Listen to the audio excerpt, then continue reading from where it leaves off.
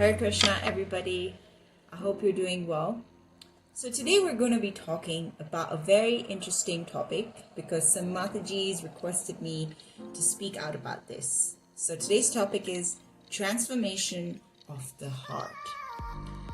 So how do we build our relationship with Krishna, and how do we cultivate this mood where we are trying to connect with Krishna? It almost feels very distant to attach ourselves to Krishna because first of all, we are not qualified and we are constantly in a process of purification.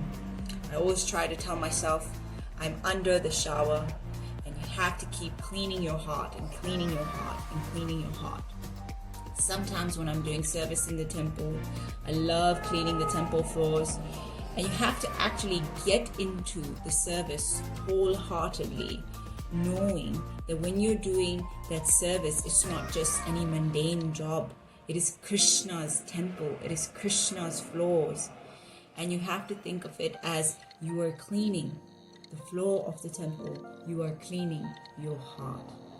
So today we're going to discuss the heart. And basically what H stands for is not Harika, but hearing. When you want to improve yourself, you need to listen to people who are qualified. That's why in the bhakti process, it is very important to follow Guru, Sadhu, and Shastra. Because through hearing, you will purify your heart. So it's very important to listen to Krishna Katha. Wherever there is Sadhu Sangha, just go there and join. In the current situation in the world, we have lots of online Sanghas happening. And trust me, it's the best thing. You can keep listening to Katha. You can go to YouTube and search so many great Vaishnavas making videos and sharing glorifications of Krishna. So hearing is very important, and not just mundane hearing, just put it through your ear and let it go out. Hearing with your heart, listening to it, and then trying to study what you've heard. So it's sort of, that happens when you try to reflect over your hearing. So, writing reflection essays, writing reflection poems that can really help with hearing and absorbing and digesting what you've heard. E stands for service. So engaging in service.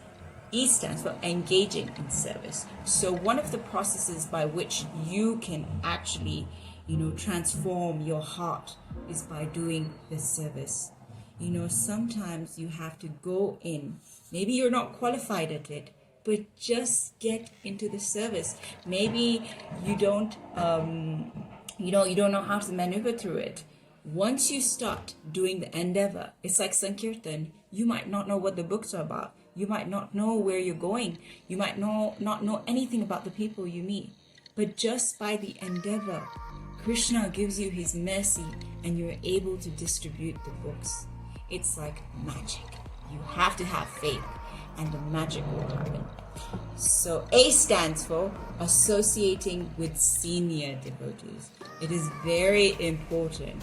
I always try to listen to senior devotees like my grandmother.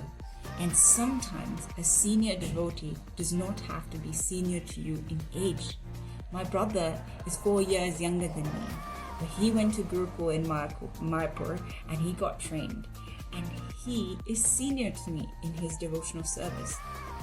He is like a guru, so sometimes a senior devotee can be somebody younger than you, but much more wiser than you.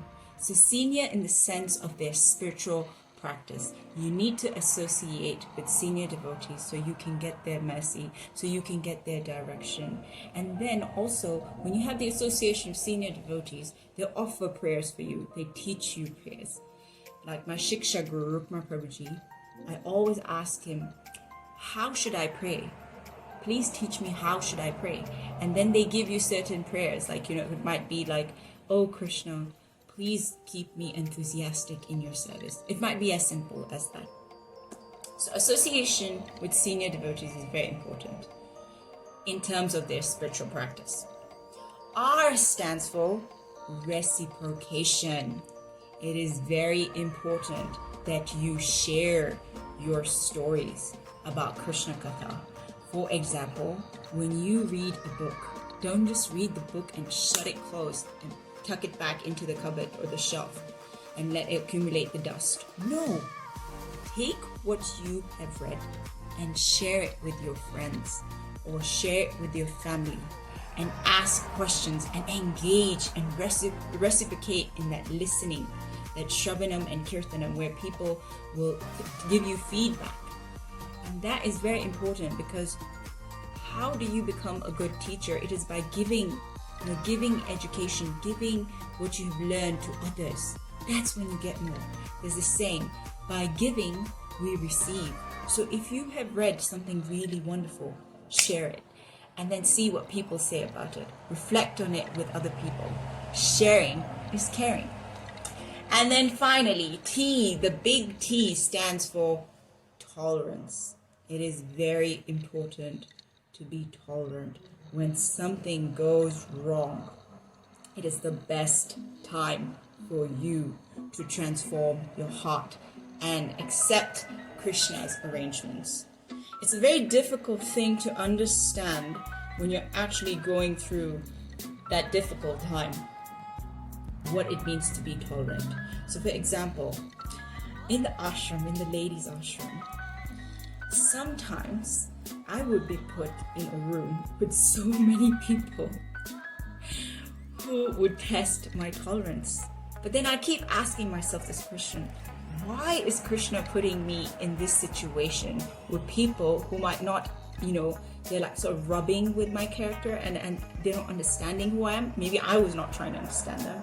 But the reason why Krishna was putting me in that situation is that sometimes in order to cultivate tolerance in you, you need to be with people who are not tolerant. That's how you cultivate tolerance, and that's how you transform your heart to seeing the good in others.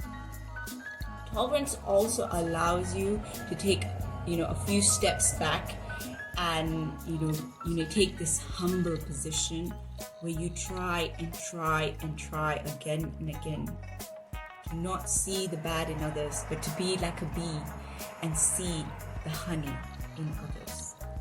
There's this one great thing that they say: always forget the bad that others have done to you.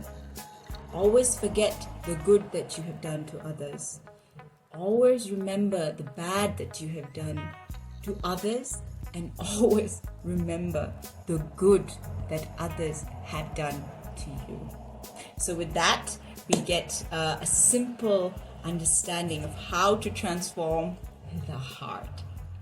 H for hearing, E for engaging in service, A for associate with senior devotees, R for reciprocate, share your stories, and T for tolerance, which cultivates eventually humility. Before I end, I'd like to read something very small and sweet about Prabhupada. And it talks about sthira, fixed in devotional service. In 1958, Srila Prabhupada was 63 when he accepted sannyas. As a renounced stage of devoting all his time and energy to the service of the Lord. During his next 6 years, he translated and commented on the first canto of Srimad Bhagavatam, which he published and took to America in 1965.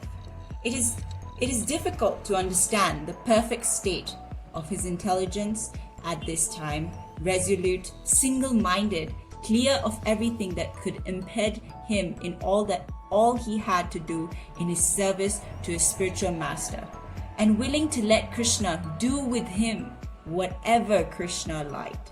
To preach in the West, he humbly repeated Krishna's message with strong faith in Krishna's names, and his glorious activities made Krishna glorious worldwide.